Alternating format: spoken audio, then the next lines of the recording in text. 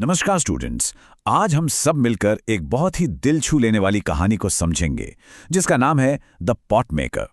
ये कहानी है एक सपने की, एक परिवार की और एक ऐसी पारंपरिक कला की जो पीढ़ी दर पीढ़ी चली आ रही है।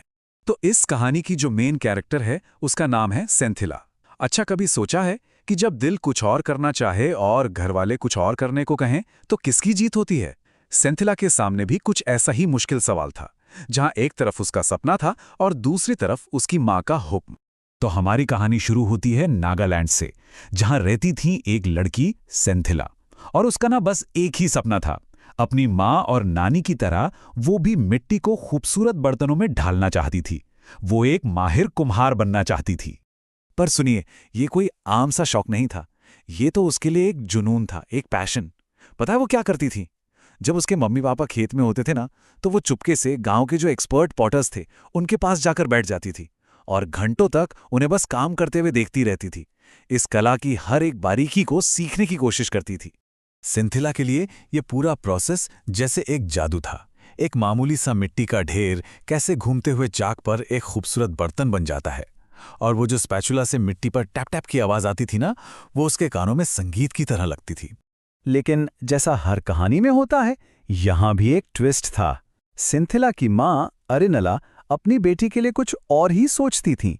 उन्हें सिंथिला का पॉट मेकर बनने का आइडिया बिल्कुल भी पसंद नहीं था। पर ऐसा क्यों? चलिए इसके पीछे की वजह जानते हैं। यहां देखिए, मां और बेटी की दुनिया कितनी अलग थी।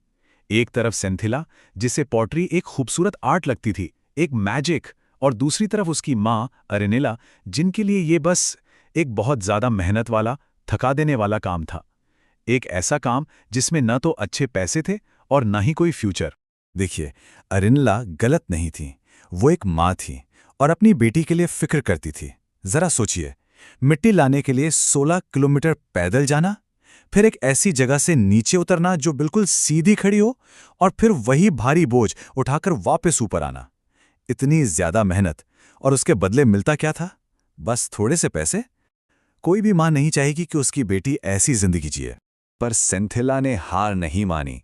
मां के इतना समझाने के बावजूद उसने ठान लिया था कि वो ये सीख कर रहेगी। लेकिन उसका ये सफर बिल्कुल भी आसान नहीं होने वाला था। उसके सामने कई चुनौतियां थीं। तो हुआ ये कि ये बात गांव के बुजुर्गों तक पहुंची। विलेज काउंसिल ने अरिंडला को बुलाया और समझाया। उन्होंने कहा कि ये जो पॉट मेकिंग की स्किल है ना, ये किसी एक इंसान की नहीं है।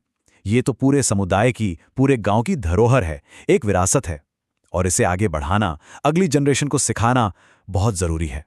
तो विलेज काउंसिल के कहने पर अरिंडला मान तो गए। उसने सेंथिला को सिखाना शुरू किया, और ये पूरा प्रोसेस बहुत इंटरेस्टिंग है।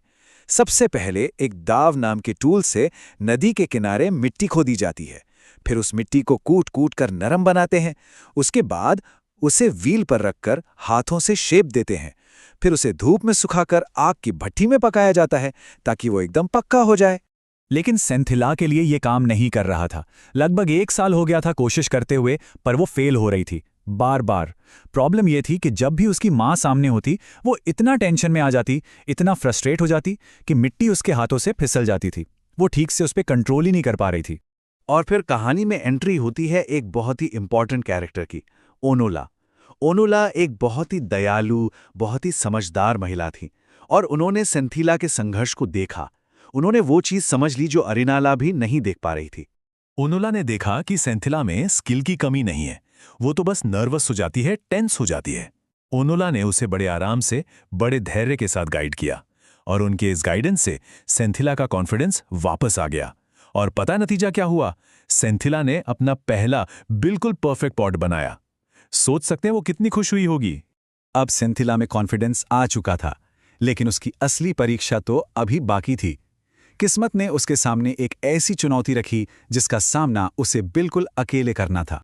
एक दिन अरिमला की तबीयत ठीक नहीं थी, तो उन्होंने सेंथिला को एक बहुत बड़ा काम दे दिया। बर्तनों का एक पूरा बैच, एक बड़ा ऑर्डर, उसे अकेले पूरा करना था। ये सेंथिला के लिए एक अग्नि परीक्षा थी, एक मौका खुद को साबित करने का। और तब एक चमत्कार हुआ। अकेले, बिना किसी प्रेशर के, सिंथिला को अपनी लय मिल गई। वो एकदम फ्लो में आ गई। उसके हाथ बिल्कुल अपनी माँ की तरह, उतनी ही तेजी से, उतनी ही सफाई से चलने लगे। एक के बाद एक परफेक्ट बर्तन बनते जा रहे थे। नतीजा, उसने कुल 19 यानी 19 पॉट्स बनाए। ये उसकी माँ के बैच से सिर्फ एक कम था। उसने साबित कर दिया था कि वो सच में एक पॉट मेकर बन चुकी है। ये बहुत बड़ी अचीवमेंट थी उसके लिए। लेकिन इस जीत के फौरन बाद कहानी में एक बहुत ही दुख भरा मोड़ आया। सिंथिला थकी हुई थी, लेकिन उसके दिल में गर्व था। जब वो घर पहुंची तो उसे पता चला कि उसकी माँ अब नहीं रहीं। उसका दिल एकदम टूट गया। उसे लगा कि शायद उसने अपनी माँ की बात नहीं मानी, इसीलिए ऐसा हुआ। पर फिर ओनुला ने उसे सच का आईना दिखाया। वो सिंथिला को वापस वर्कशेड ले गईं। वहां 2 लाइनों में पॉट्स रखे थे। एक लाइन सिंथिला की और एक उसकी माँ अरिनला की। और आप विश्वास नहीं करेंगे, दोनों में कोई फर्क ही नहीं था। इतने एक जैसे थे कि कोई बता ही नहीं सकता था कि कौन सा किसने बनाया है। माँ की कला, उसकी विरासत अब बेटी में समा चुकी थी। एक नए पॉट मेकर का जन्म हो चुका था। तो चलिए फटाफट से रिकैप करते हैं कि इस कहानी से हमने क्या क्या सीखा। सबसे पहली चीज है परसिस्टेंस, यानी अपने सपनों के पीछे लगे रहना, हार नहीं मानना। फिर हमने देखा ट्रेडिशन और चेंज के बीच का संघर्ष। एक और बहुत जरूरी सबक है मेंटरशिप का, कि कैसे एक सही टीचर किसी का पूरा पोटेंशियल अनलॉक कर सकता है। और आखिर में कि कोई भी हुनर सिर्फ एक काम नहीं होता, वो हमारी आइडेंटिटी, हमारी पहचान बन जाता है। और ये कहानी हमें एक सवाल के साथ छोड़ जाती है।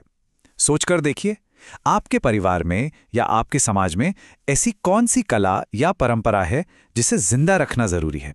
इस पर जरूर सोचना। चलिए, मिलते हैं अगले सेशन में एक नई कहानी के साथ।